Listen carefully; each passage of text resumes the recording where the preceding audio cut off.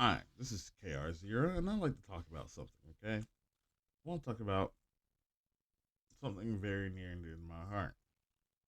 This is mostly, this is currently been a common writer channel and all that stuff, and me just saying whatever I want to say. But this time I'm going to talk about something else I said I was going to talk about in this, and this is Power Rangers. More importantly, Power Rangers 2017, the movie, the reboot movie. Now, in order for me to talk about it, I'm going to say the movie actually worked, in my honest opinion. Like, this is my opinion.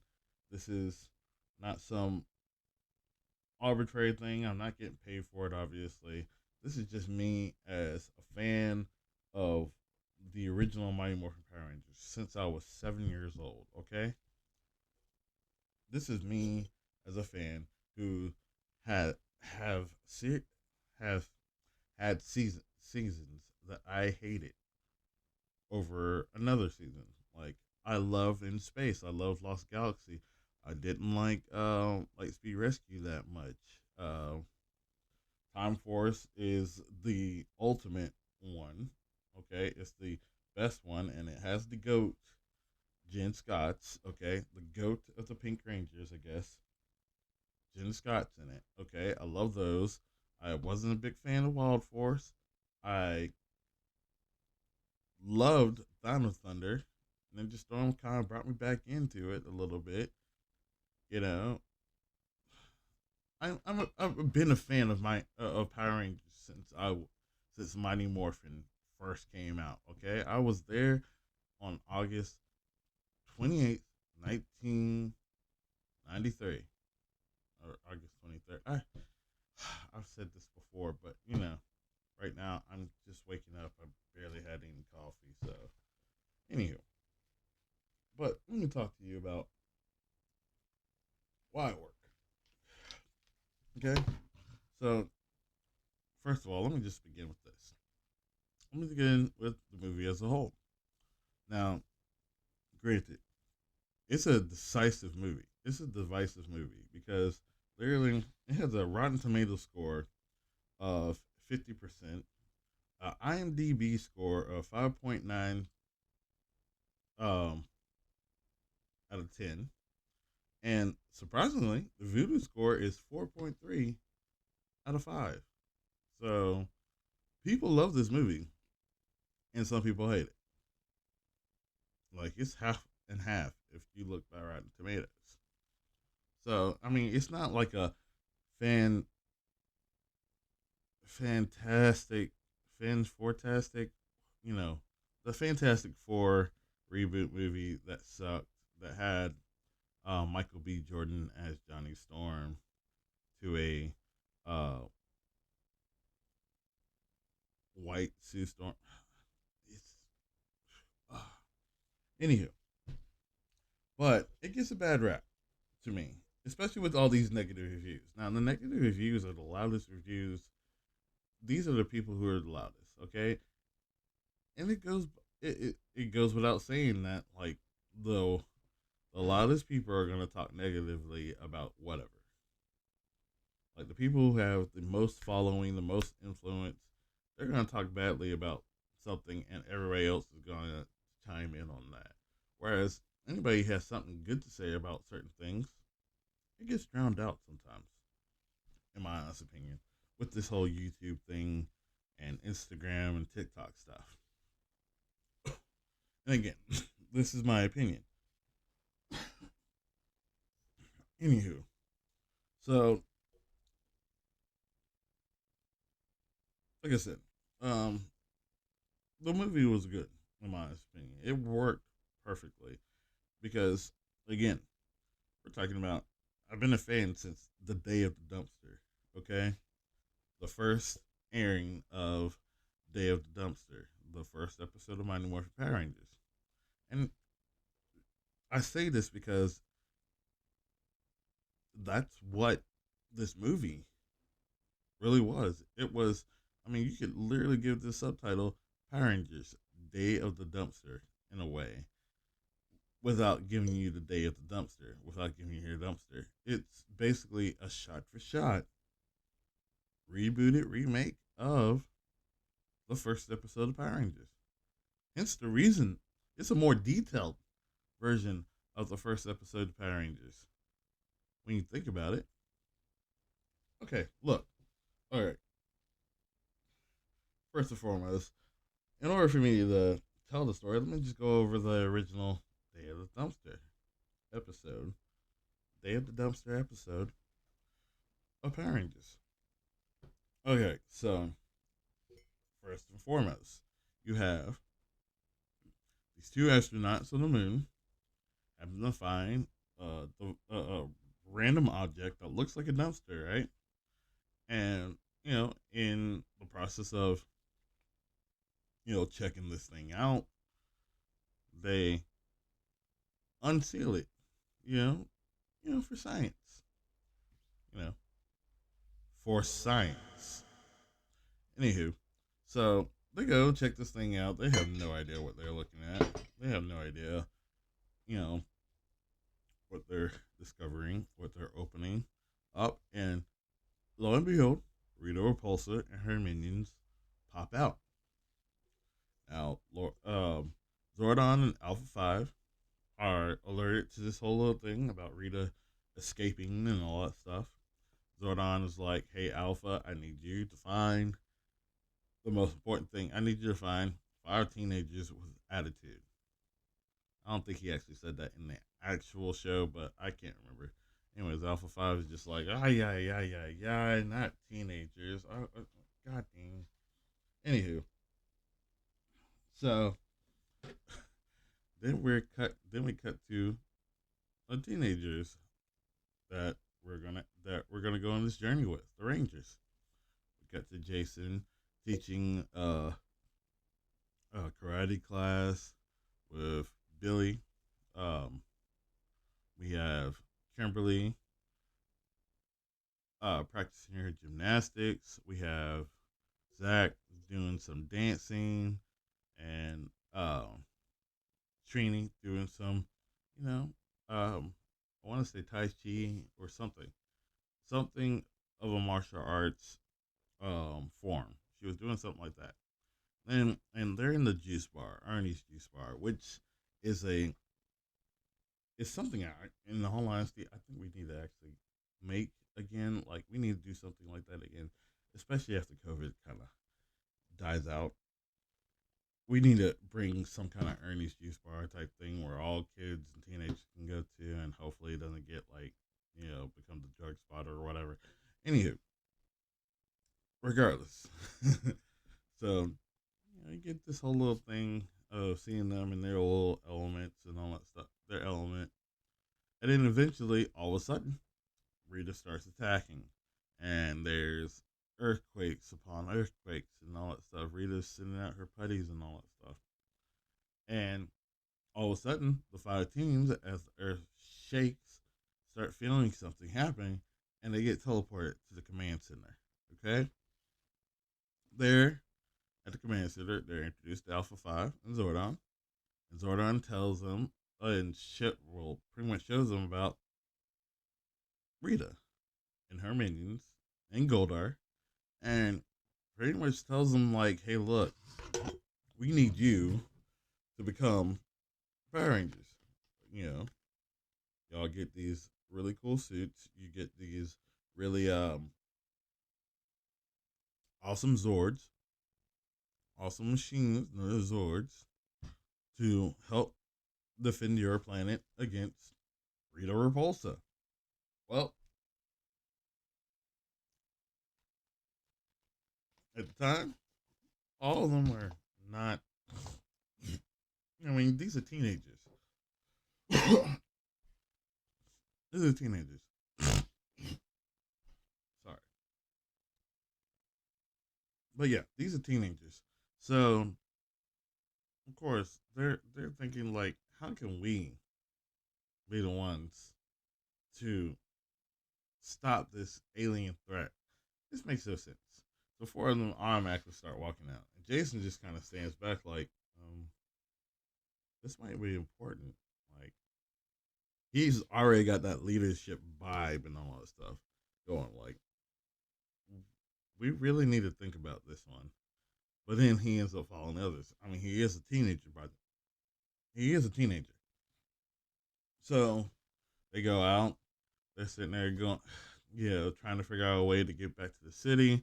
They have no idea where they are. They just know they're in like a huge, like on sort of kind of on a mountain or whatever, and just random place in the middle of nowhere. Of course, Rita just was like, "Oh, so that's who Zordon picked." Well, you know what? Since they don't want to morph, well, let's go ahead and attack them with putties. So the putties come and attack them. They get their asses whooped. Okay, eventually, Jason is like, "Dude, we should go ahead and use these morphers he gave us because he never took them back after we left. Why don't we use them? Maybe it's true. They morph." So they use the morphers like they were shown originally before they left, and they become Power Rangers. Okay, they get in these multicolored suits, different colored suits, and all that stuff. And here they are. They're fighting against buddies, and then Zordon automatically tells Alpha Five, "Hey, send them to the city as quickly as you can." They get sent to the city. They're fighting the putties and Goldar. Goldar gets turned into a big Goldar, to a giant. They decide to get the Zords. They automatically use their Megazord. They automatically get into Megazord form immediately. I just like to say one little thing about that. How? Like, do you realize that's one thing that we have to sit there and like suspend our belief about? How the hell do these five kids who just who just transformed, who just did this whole metamorphosis into these superheroes, how do they automatically know how to use these Zords? How do they automatically know to put these Zords into Megazord formation? None. I mean, we had to suspend our belief for that, but it's easy for a 7-year-old or 6-year-old to suspend belief like that. Just saying. Anyways, needless to say, they go, they make the Megazord. They fight off Goldar. Goldar retreats. He's out, and then the day is saved for now. And eventually, the Rangers go back to the command center. They decide, hey, look, we can do this. We can pull this off. Let's do it. That's the end of the episode. Now, granted, the Boom comics do a much better idea, a much better way of explaining the fact that they actually did train. They do train in between their civilian lives and Power Ranger lives. It make like the Boom Comics actually did a good job of really like really getting into it. Like I have a few of I have most of the comic books from the original Mighty Morphin Power Ranger line, not the Go Go Power Ranger. I got like one issue of the Go Go Power Rangers line, but this is before they made the new line where it's Mighty Morphin is one book and Power Rangers is another book. I'll get into that later. Anywho, so here that was Day of the Dumpster. Now let's look into Power Rangers 2017. Okay, so the start of the movie is Zordon. Zordon is the Red Ranger. Okay, you see a Red Ranger crawling away from a fight. You see the Yellow Ranger pretty much dying and gives her coin to the Red Ranger. The Red Ranger eventually transforms into a random alien. Okay, an alien who's sitting there going like, but this alien happens to be Zordon. Zordon is about to be killed by a Green Ranger. Guess who this Green Ranger is? It's Rita Repulsa. Okay, cool.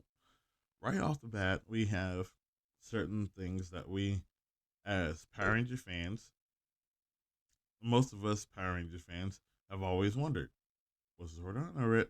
Was Zordon a ranger at one point before he became a floating head or something? I mean, we get seen like in the first Mighty Morphin Power Rangers movie that was loosely connected to the show. It was more like an alternate universe. We saw Zordon fully, in humanoid form when Ivan Ooze destroyed the thing. So we know Zord. So as far as we were concerned, we knew Zordon had an actual body. He wasn't just a floating head. But anyways, I digress. And not only that, but okay, here we have Rita as the Green Ranger. Now it makes so much sense as to why she had to go the Green Ranger coin and why it could be switched. It seems that Zordon and Rita used to be partners, used to be comrades. Now Rita's standing over his weakened body, trying to kill him. And of course, Zordon uses his his spaceship, to basically rain fire or rain meteors in the location. Guess where they are? They're on prehistoric Earth. Around the time of the Dinos, dinosaurs, dinosaurs.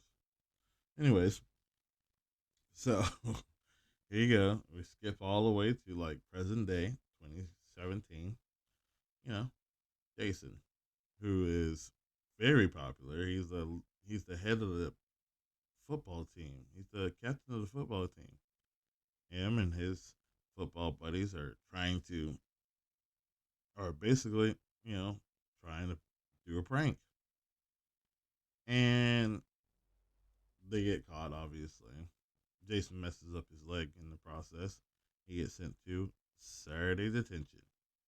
Now, before I go too far, just realize the original Mighty Morphin Power Rangers in 1993, it was a kids' show.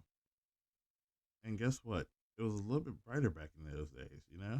Like back in the 90s, we had a little bit. There was some drugs going on. I wouldn't know because I was 7 years old. I'm pretty sure there was, but it was a little bit of a brighter time when you think about it in the 90s.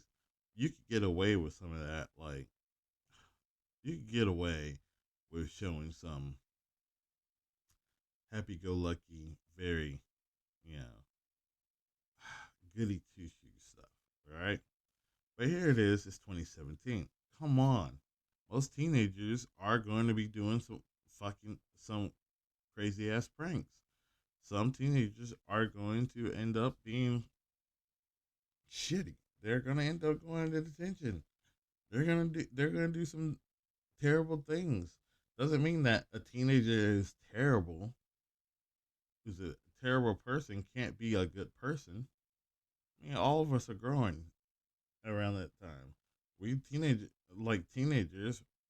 I remember when I was a teenager, you used to think that you could do everything, that you knew everything. You don't, but you used to think you knew everything because you're a teenager now. You're close to being an adult. You shouldn't know everything at this point. Anywho, but that's another thing that a lot of people will get upset about when it comes to this movie. Well, it's not. They're not good people. The Rangers aren't good people. They are. Like, have you never heard of somebody, uh, uh somebody being a freaking knave with a heart of gold? Thief with a heart of gold or type of thing. You've seen it in like a lot of different movies. I mean, come on, look at Iron Man. Tony Stark was not the best person. Like, his actor wasn't the best person. I mean, remember Robert Downey Jr. went through a whole list of drugs and alcohol and getting arrested back in the 90s, and now he's a better man afterwards. So look at Iron Man. And Tony Stark, he was this drunk. He was this person who was making money off of war, basically. And he changed after he got kidnapped, after he nearly died, after he survived somehow. He changed into being a better human being, realizing that his weapons could be used in the wrong hands. He essentially changed for the better. Here you have teenagers. They're not the best of the best. They're not the best of the brightest of the bunch. They're not the best of the best. They have flaws.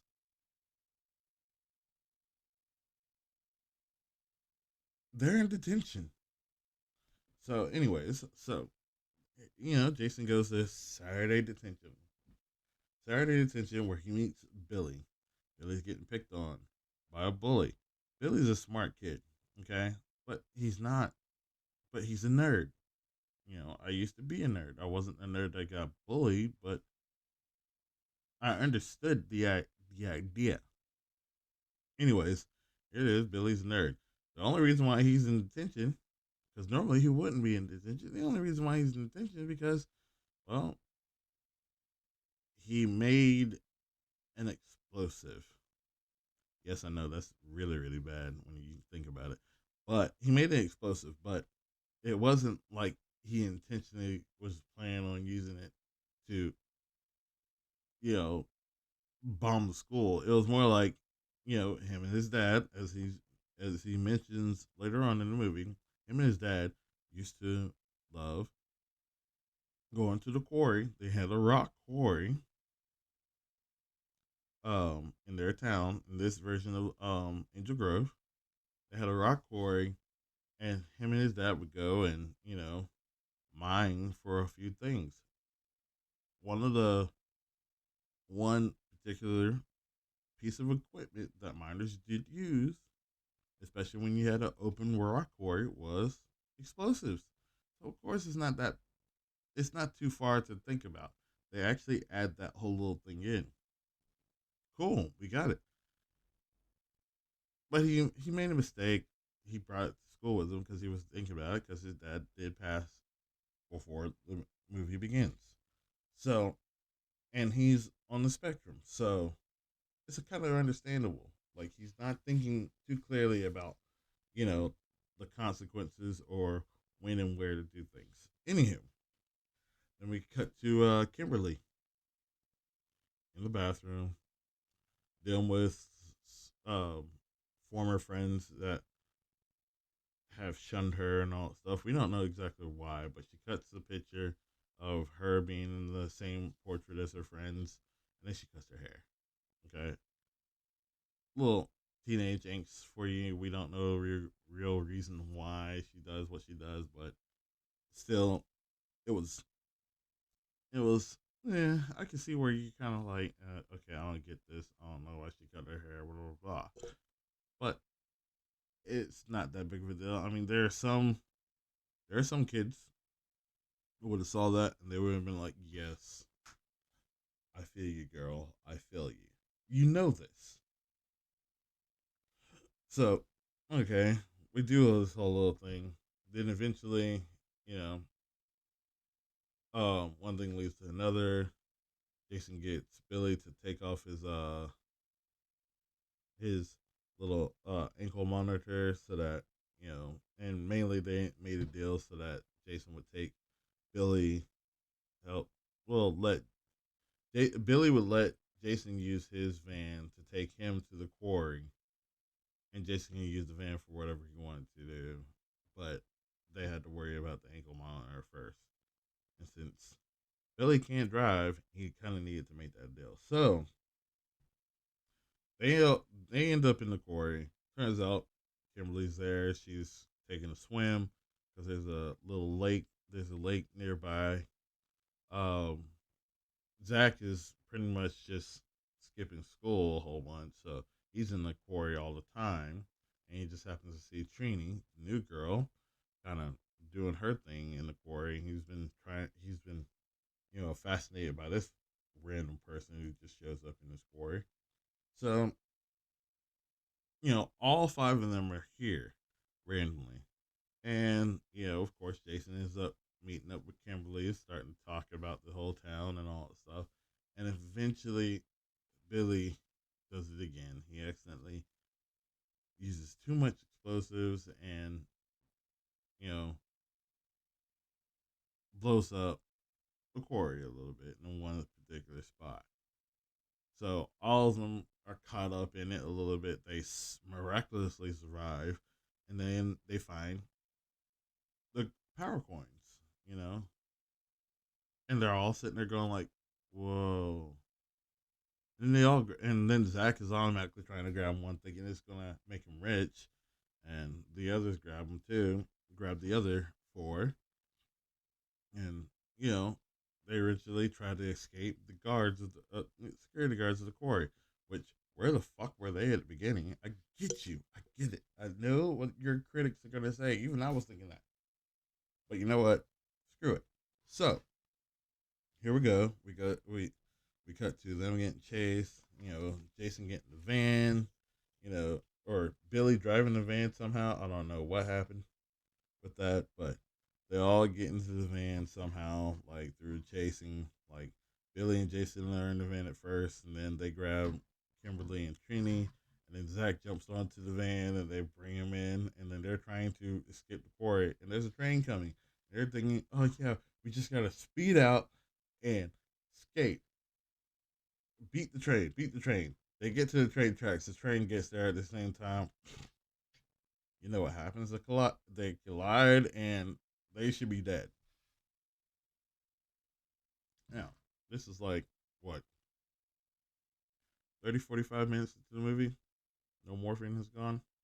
I'm still hooked. What about you? This is a good story. This is storytelling at its best. This is how you start an origin. So, needless to say, they should be dead. We cut to the next morning. Actually, 2 days later. Somehow, somehow, they just miraculously wake up in their beds. Jason wakes up. Jason wakes up and he goes, look in the mirror. He's noticed that he's a little bit more muscular than he should be. And then he accidentally breaks his sink. How? Uh Kimberly wakes up and she is looking at her phone. She realizes that she has a unkind message, I guess, and then she accidentally breaks her phone without much pressure. You get what I'm saying? Like, there's discovering that they have. Oops, sorry. They're discovering that they have a whole bunch of shit going on. Like, something weird has happened. And they happen to find out that uh, Billy's mom's van is toe up from flow up. Okay, it's destroyed. They're wondering, uh, how is that destroyed? And we're still good. Anywho, they start realizing certain things in school, so they realize they need to go back to the quarry, figure out what's going on. They meet up with Zach and Trini. Then they go on this whole little thing of chasing Trini, and then they find out that they have a little bit more superhuman abilities. I mean, Trini ends up jumping over a huge, huge gap. Okay, she should not have. A normal human would not be able to jump that far. All right, so all of them decide to try it as well. And then Billy tries because he's freaking out, and he happens to just barely make it, and then falls down. And he happens to find a random thing of water that he can survive in. So everybody else jumps in, and they discover more, and then they go down a little bit further, and they realize there's a spaceship underground. Then they get into the spaceship. They're like freaking out. They're wondering what the hell. And then they meet Alpha 5, and Alpha 5 is like, oh my god, yes, yes, Rangers, Rangers. Because he knows what this means. These five kids just randomly showing up and having power. He can sense the power coins on them. He knows what's going on. The coins found their new Rangers. Uh, Zordon also happens to be alive in this situation.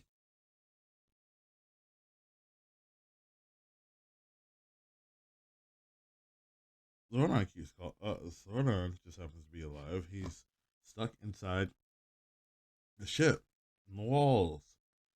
And this is how we have Zordon solo thing. It turns out his soul is has been you know, added to the ship, considering he was the only one left alive around that time. He's been dormant for the entire time. He can come back if the morphing grid is, you know, accessed again. Um, he can use the power of the morphing grid to come out, revive himself, basically, revive his body and all that stuff. We later learn.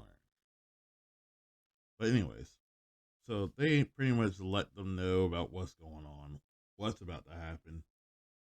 It turns out Rita's still alive. She is. She's been frozen underwater for a very long time, and some fishermen actually find her, and unintentionally wake her up, and she starts feeding on everybody. She starts killing people. I'm talking about this is a villain. This is a villain that you should see. This is how alien villain should be. She kills people. She eats gold, and she's just killing people left and right. This is how you make a more realistic Power Rangers, more detailed too. Why? I mean, the entire time we're sitting there saying that like in the original series, we're sitting there saying that Rita's like dangerous, but she's just pretty much sending monster after monster, never actually getting down and dirty herself. Just saying. So here you get all this stuff. You get this backstory. They're originally not like about it, but Jason sticks back. He's like, "This is something. I'm coming back here." He tells the others, showing leadership qualities. Again, let's say leadership qualities right here. Now, these are all bad apples. Every single one of them have had some kind of trouble with authority. Yet here they are. They can prove themselves. They can do something about something terrible happening to the world. Their state of being. Sorry, I got a few messages. I normally wouldn't pay any mind to them right now, but some of them look important. And I'm gonna have to get a shower soon. It's like 9 o'clock. It's like almost 10 in the morning, and I gotta work tonight. Anyways, so here you have this whole little thing. They train. Jason finds out that Zordon could easily just use the morphing grid to come out and revive himself. He's obviously in a pissy mood. They've been trying to learn how to do the whole morphing. Billy's the only one who could access his uh, ranger form, who could morph, but it was it was from a need to stop Zach and Jason from fighting each other, and he doesn't know how to do it again. So they're like Zordon's aggravated, the kids are aggravated. They really want to succeed in this situation because they know they don't have that much time until Rita shows up.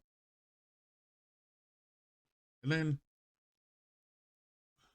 and then they have a little get together. They have a little get together. They find out a little bit more about themselves, about each other. They're not sure if this is like gonna be a friendship type thing. It's certain things that they're talking about that like you can actually understand from a teenager's perspective. Wow, they really have a lot of deep seated fears, and they they're still trying to find themselves. I mean, training. She's not sure if she might be coming out because she's realizing that she has feelings for other girls. Just as much as most people would have feelings for guys. The opposite sex, and her parents just don't want her to do that. We all know a few people who have that feeling, who who as teenagers. they want to tell their parents, but their parents are, you can tell their parents are really not, are really against it. Like, we don't want to talk about these things. We don't want to sit here. We don't want you to be like that. We think that you're wrong if you're like that, if you're gay or bi or whatever. Zach is going through a whole bunch of stuff because his mom is terminally ill. He doesn't know if she's going to live past a month or much less a year. He's unsure of things, and his mom is very dear to him. I don't think he has his father anymore. So it's like he has that whole thing going for him. Yes, Kimberly has the worst of it. And Kimberly has like probably the worst bullshit because, well, she kind of, yeah, let's just say hers is not the best one to use, but I mean, some kids do this. You don't know what you're doing at the time. You just think that you're getting back at somebody. And you do something really, really wrong. Like, I mean, this is like, she's sitting here sending nudes of a friend of hers to the whole school as revenge. Yes, it's bad, but we all know somebody who has done this in the past, and they felt guilty about it because they were just thinking about the revenge at that exact moment. It'd be a whole different story if she didn't feel guilty.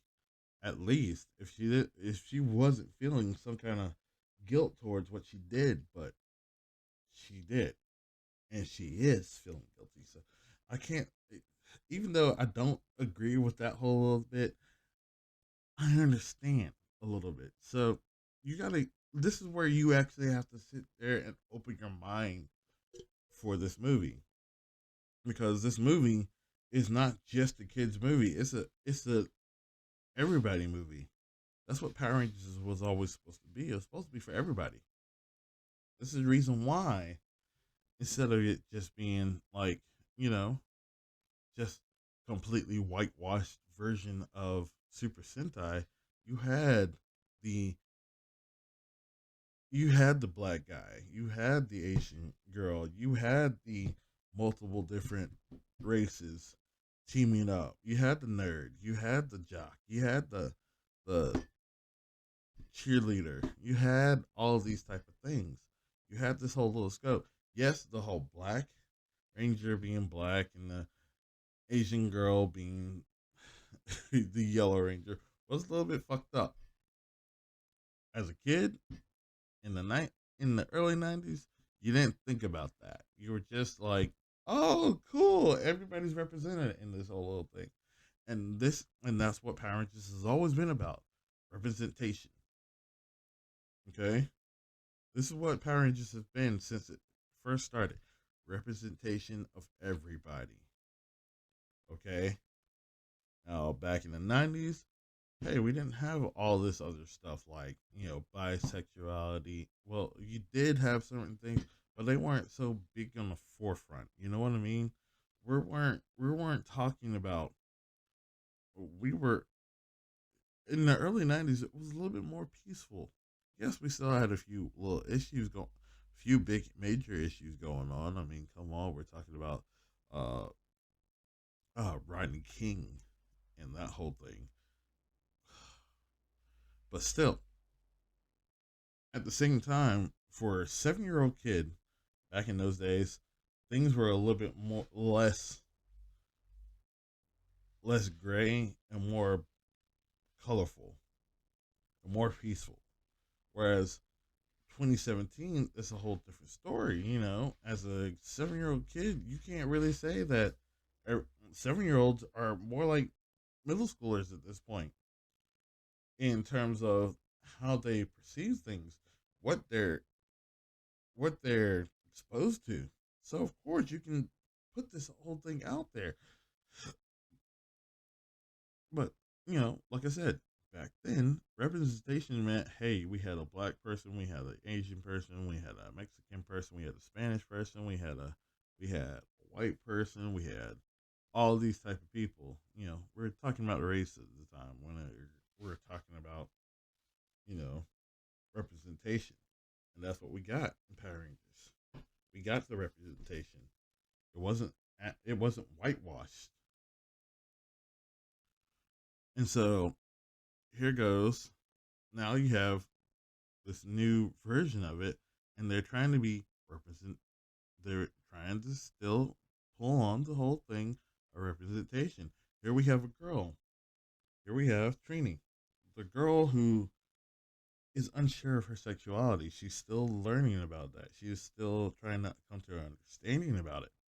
Then we have freaking Zach, who has a mom who's terminally ill. We've Some of us have those situations where we have a family member or a parent that we're close to who is terminally ill. We're still there trying to, you know, see what we can do about this whole situation.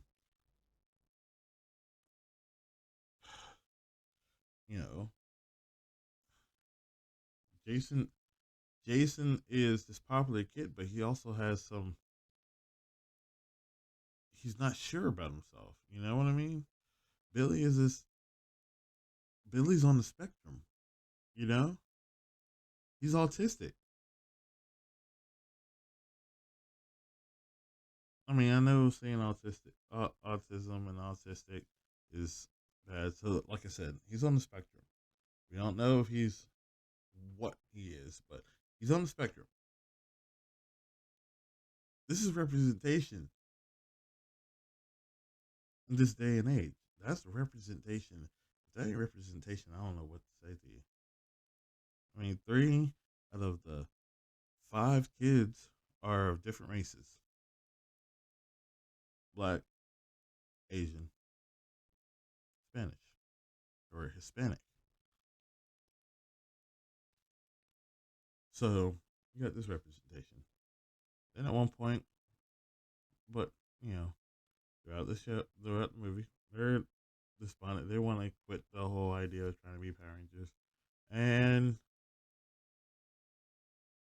lo and behold, Rita just pops herself right in front of Trini, pretty much gives Trini a little bit of a slap up. And Trina goes to the others, let them know what's going on. I mean, here in this situation, the villain is actually sitting there showing up, front and forward, face forward, and saying, "Hey, look, I'm here. I need you to find something for me. I know you know about it. Do it, or I'm gonna beat the shit out of your ass." And they decide, "Oh yeah, well, we're not Power Rangers yet, but we know about her and we trained. Let's go and fight her. We don't care about Zordon. We're gonna fight this girl." And Rita just thoroughly hands them their asses. I mean, god damn. And like the best quick scene, I'm gonna put like a little gonna put a clip of that in there. She just rocks their goddamn shit. Rocks their goddamn shit. They just they came in thinking, hey, it's 5 against 1, and she showed them that, oh no, it's more like 1 against 5. I'm sorry, I'm beating your asses.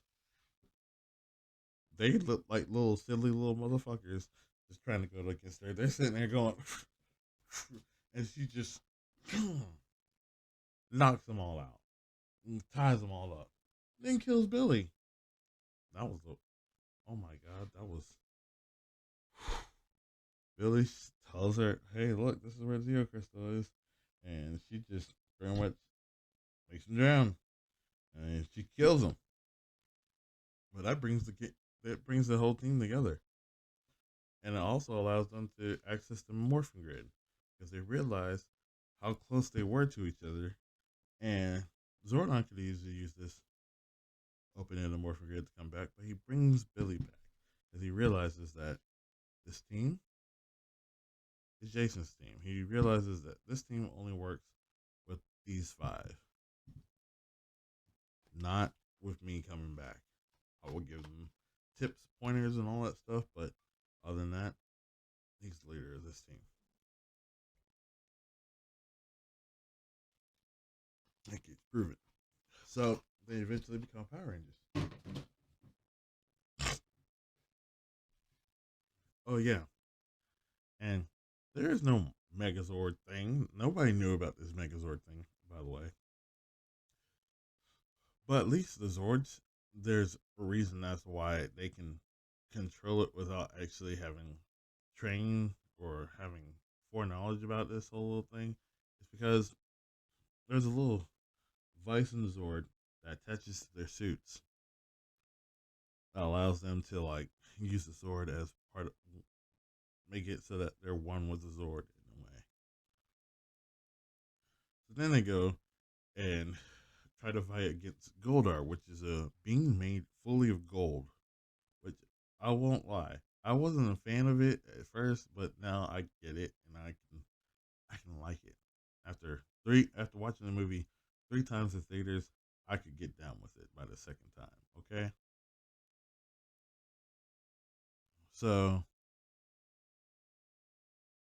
yeah, they go against Goldar. Rita joins with Goldar. They're getting their butts kicked. They almost die. They're so close to the Zeo Crystal, and then all of a sudden, lo and behold, they become the Megazord. They didn't know this existed. I don't even think Zordon realized this, that it was a Zordon or Alpha 5 realized this was possible, but it happened. And they had to learn how to use it the right way, and they did. And they eventually beat Goldar, and they eventually slept Rita. And a scene that calls back to how Jason dealt with the bully, uh, dealt with Billy's bully. Slap. Did you just slap her? Yes. Yes, I did. And then they realized they should still be Power Rangers. They just saved Angel Grove. They just did all this other thing. Technically, this is the reason why this movie worked. And yes, we had a little cameo from Jason David Frank and Amy Jo Johnson, aka Tommy Oliver and Kimberly from the original series. And yes, we also got like a mid-credit scene of uh mid-credit scene kind of hinting at Tommy Oliver showing up in a future movie, which we still haven't gotten. Why? Because the negative reviews. The negative reviews on this movie were so loud and so horrible. Everybody kept saying, "Oh yeah, this isn't what we signed up for. This isn't the nostalgia we wanted." Buddy, I'm here to tell you, there was a whole bunch of nostalgia if you just paid attention. If you were really, truly an original Mighty Morphin Power Rangers fan, which most of these negative reviewers kept claiming to be, you would know that the entire movie was nothing but the first episode, more detailed, a more detailed version of the first episode, the origin story, because this is what it is essentially, an origin story. We haven't seen Mighty Morphin Power Rangers since. I mean, if you don't count the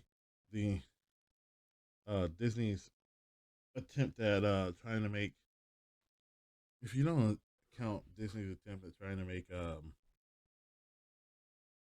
re-release Mighty Morphin Power Rangers back in like after RPM came out.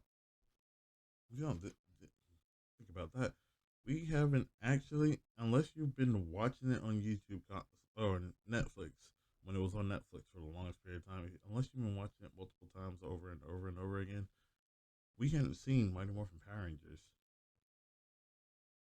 in over what nearly 20 years at this point. At that point,